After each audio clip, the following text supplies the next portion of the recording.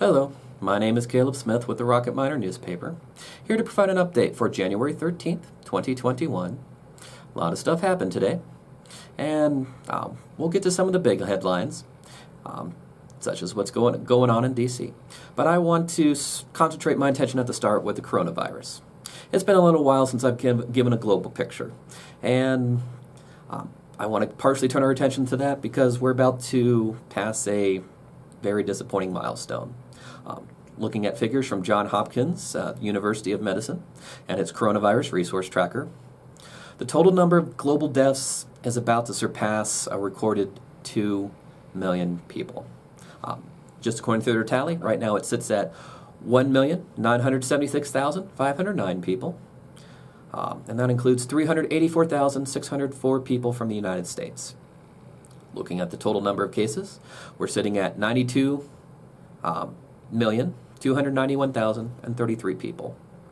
Now, I'd be remiss in giving you an incomplete picture if I didn't also talk about the recoveries.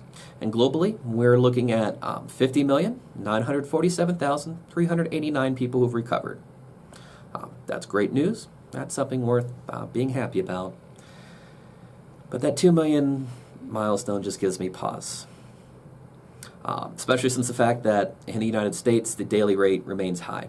I've read more than one article lately talking about the deadliest day in history, and unfortunately a lot of those, they're giving an incomplete picture. They're often focused on like a military battle, terrorist attack, natural disaster, and they're focused just on the deaths related to those, but honestly, it's a common fact that thousands of people die every day. Car accidents, heart conditions, whatnot. Actually, I first saw on the History Channel's website, history.com, just categorizing it in the deadliest events in U.S. history. And picking two on the list, there was the day that will live in infamy. That was when, on December 7th, 1941, the U.S. fleet was attacked in Pearl Harbor, Hawaii, by Japan, and there were recorded 2,390 deaths that day. Or more recently, we had the September 11th attacks on 2001, where 2,974 people died. Those are flashbulb moments in American history. Those are things that we've talked about for decades, and we'll continue to look at those for years to come. Looking at the daily number of deaths over the last 2 weeks, and I'm pulling from figures from the New York Times, looking from December 30th through January 13th, I didn't have, January 12th, I didn't have today's figures. Like I said, going back to Pearl Harbor was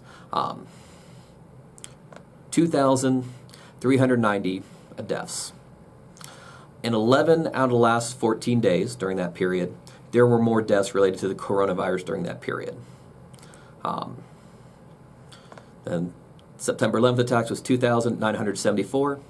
During that period, by my count, 9 out of the last 14 days had more deaths related to the coronavirus than that. That's avoidable. And the fact that the risk is still here. There's still much that needs to be done. That's why we continue to say, wash your hands, keep your distance, wear a mask, be kind and considerate toward the people around you. Also today, those in the U.S. House of Representatives voted to impeach President Donald Trump a second time, only president to have that happen. The count was 232 to 197. That included all Democrats that were in the House, plus 10 Republican representatives, including Liz Cheney of Wyoming.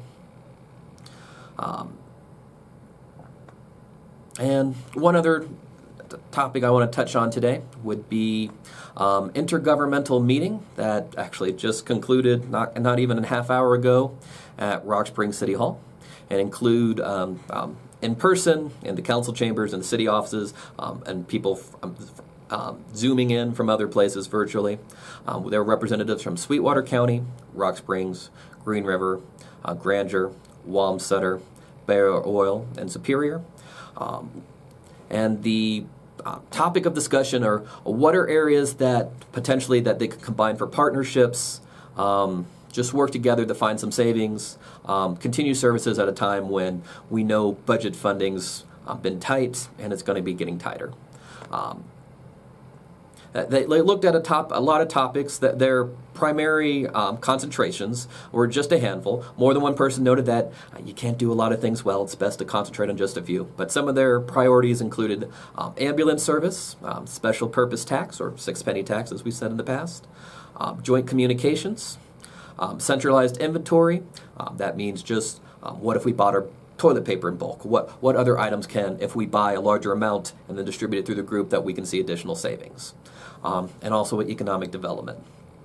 There are plenty of other topics to be looked at. In general, it was encouraged that they just be thinking of other areas that overlap and what other services or expenses can they look to come together to save stuff. One of the things that Sweetwater County Commissioner Randy Wendling said was stressing that we need to put the past behind us. We're stressing that there's always been a little bit jostling for attention, fighting for money, trying to figure out sometimes trying to figure out how to divvy up the pot. Not everybody's always going to agree where that goes. But one of the things he stressed is that we need to put the past behind us and look ahead. We won't survive in the future if we're not working together. It's revenue being what we expect it to be.